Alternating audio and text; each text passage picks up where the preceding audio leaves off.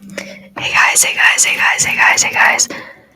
Hola amigos, hola amigas, hola amiguis, and welcome back to the channel. My name is Melissa ASMR, and we're back today with the English version of the How Not to Be Bored video. Alright, okay, cool. So, I filmed this video first in Spanish to esforzarme, to kind of challenge myself, because I knew if I filmed it first in English, I would not want to film it in Spanish because it would be too hard. So, but it ended up being a good thing because now I got that material down for y'all. So yeah, basically today we're just gonna talk about some different strategies to not be bored. And what else did I cover in the video? I did do my research for this video, so I'm not coming at you without the right information. I did not do like a meta-analysis. No.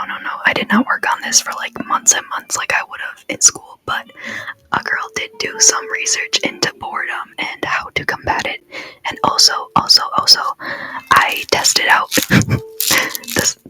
but I did try some of the different things to see what I thought was most effective. So, yes, if that sounds interesting to you, please stay tuned. Also, a few, as people like to say, housekeeping items. I don't really like that term, but like a few things, a few updates.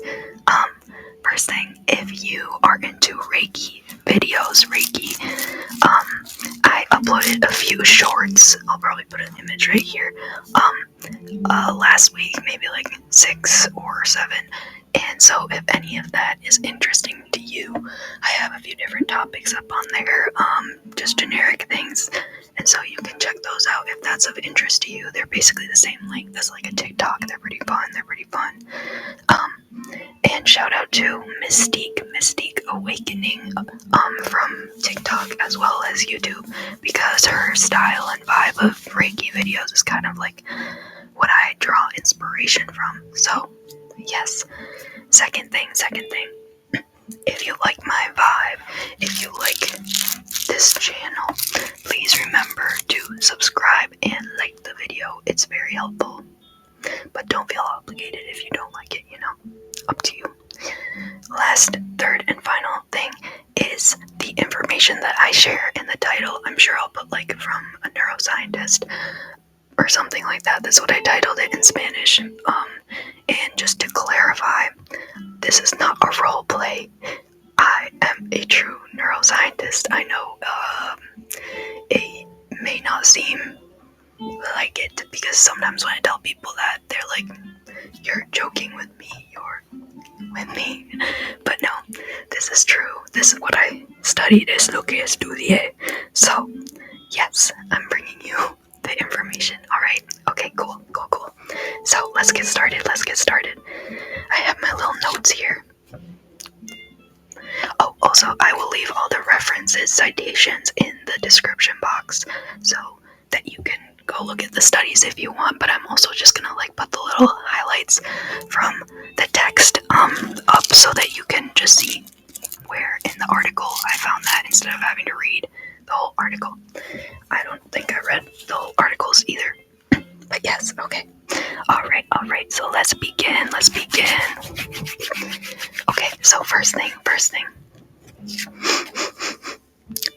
One of the first studies I looked at talked about how boredom begins in the frontal area lobes of the brain. Specifically, across various studies, it talked about how in the right frontal lobe is what has to do with boredom, feeling boredom. And something interesting, jumping into the first one, was that both right and left frontal lobes have to do with boredom, or like, I don't want to say have to do, but like, what's the word I'm looking for? Moderate or like determine boredom in a way. But so what was interesting was, in one of the studies, they gave like a task to a certain amount of people, right? And it was like a task that would induce simulation that they would sit there and do, right?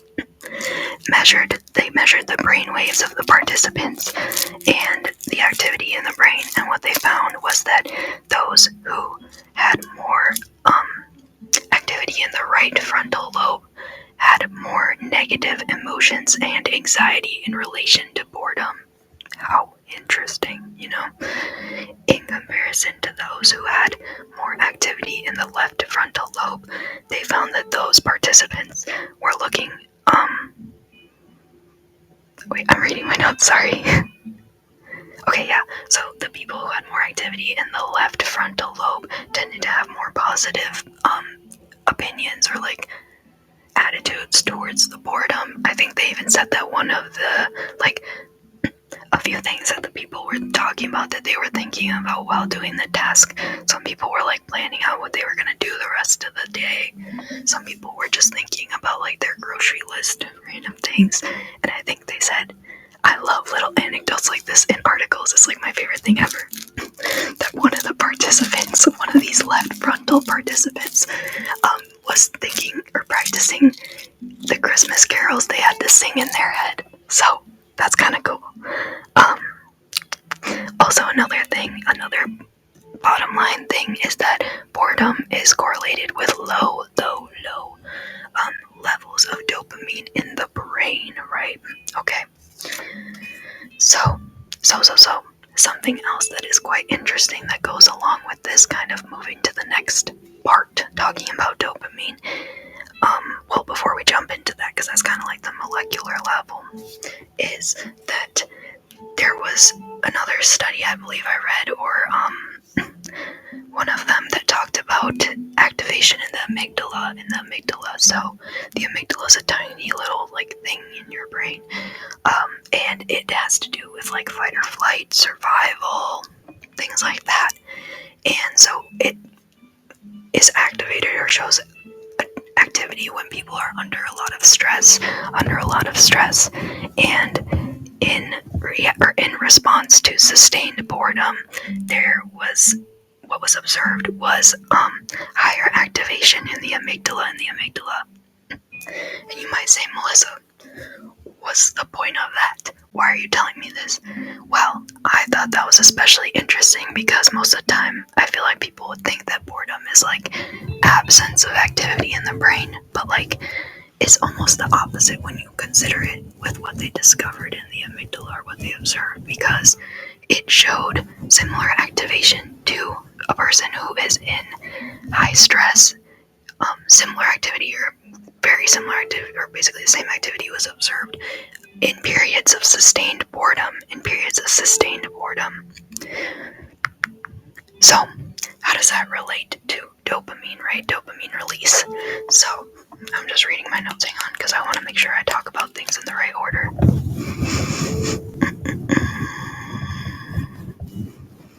Yes, okay. So, as I was talking about the fight or flight in the amygdala, that also has to do, dopamine release in general has to do with feelings of reward and self-reward in the brain. So the reason why it feels so good to complete a challenge or set a goal and then complete it, or do incremental challenges, is because each time there's a sustained dopamine release that goes throughout the brain. So there's different dopaminergic pathways. The light decided to leave. Alright, sorry. Se me cortó la luz. No, the light decided to turn off on me. I don't know, I have a lot of problems with ring lights, so I hope it stays on. No, but we're talking about dopaminergic pathways, right? So, dopamine is produced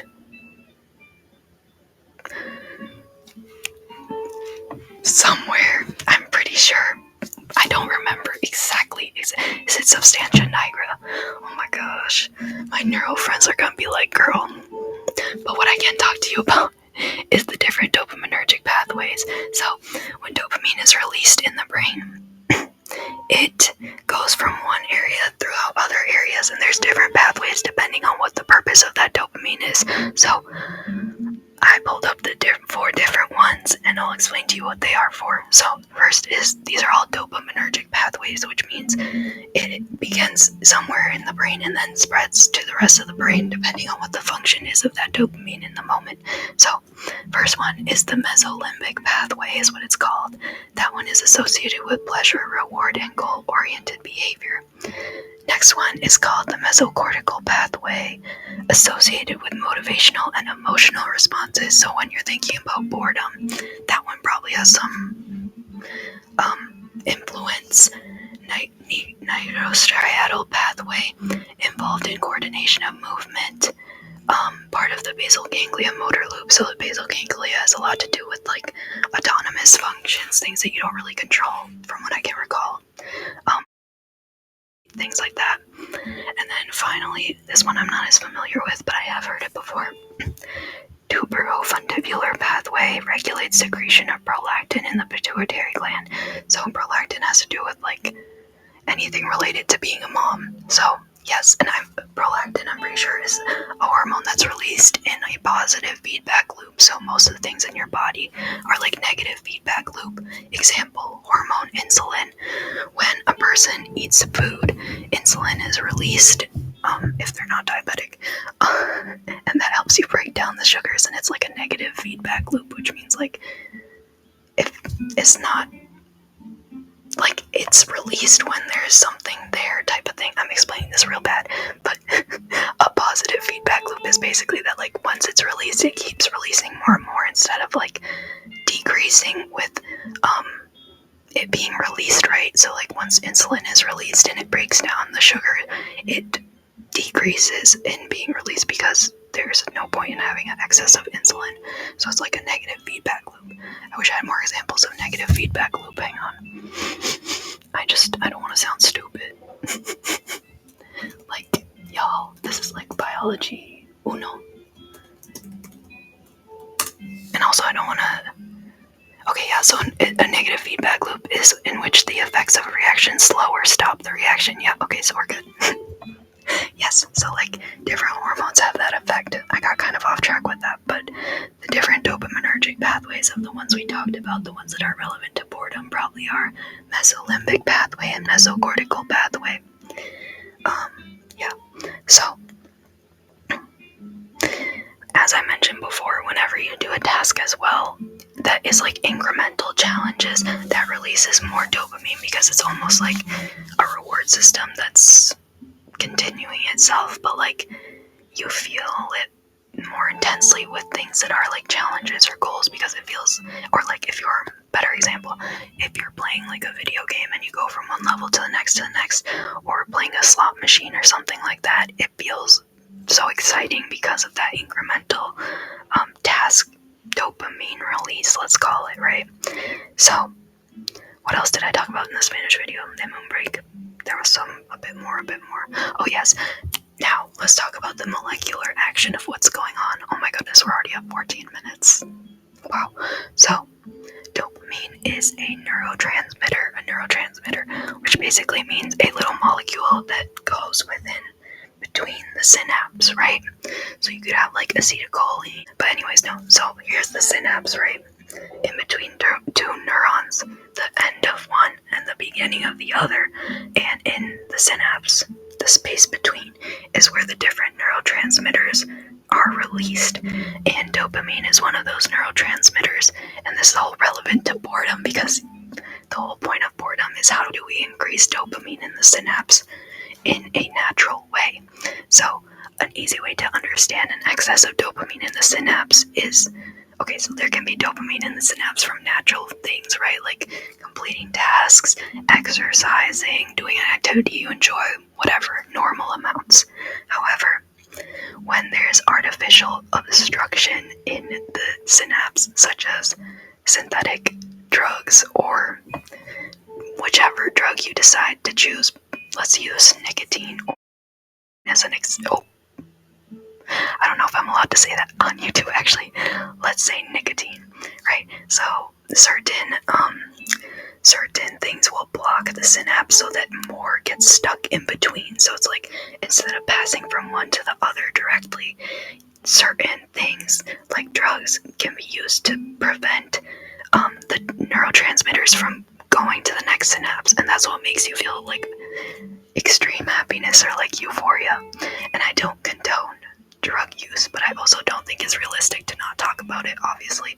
So that's another way to understand dopamine release and kind of understand why people get addicted type of thing, is because it's an excess of release of dopamine in the synapse slash it's like being stuck in the synapse in a way, so you feel it more intensely, right? You feel that euphoria. Okay, I think that's all I really want to cover with the neuroscience aspect. So now let's get into the strategies to not be bored. Alright, so one of the things that the studies talked about, one of the ones that I think talked about workplace productivity, talked about how it's useful to do a task unrelated thought and to do things that are separate from the environment you're in because of two reasons. First reason, let's say you're sitting down, you get up to go somewhere, you have the opportunity for socialization with others. Oh my goodness, socialization, scary, no. But the truth is that social behavior is very positive and can combat boredom. Second thing is, if you are not around people and you want to do something to change your environment, physical activity is very good for increasing dopamine. So things such as going on a walk, going on a run, traveling somewhere, not traveling, like I don't mean like getting in a plane or in a car even, but like biking somewhere different, going to the store, whatever, changing your environment, those are all things that can potentially increase dopamine in the synapse and reduce boredom, right? Some more actualizable things, I'll say. Reading is another good one because that allows you to engage with other thoughts that aren't just your own, causing you to have the chance to kind of think differently and also, increase the dopamine. The next thing that was suggested across a few different studies was planning to-do lists, or like scheduling out what you have to do. I think that this could work for some people, but I don't know if it would work for a person like me because sometimes planning things out gives me more stress and anxiety, but I understand that for some people it actually brings them like peace because it gives them like an idea of what's coming ahead. So yeah, that's kind of like personal preference one. Next ones that I found were a bit more, okay, at this point in my research, I was kind of over the scientific information.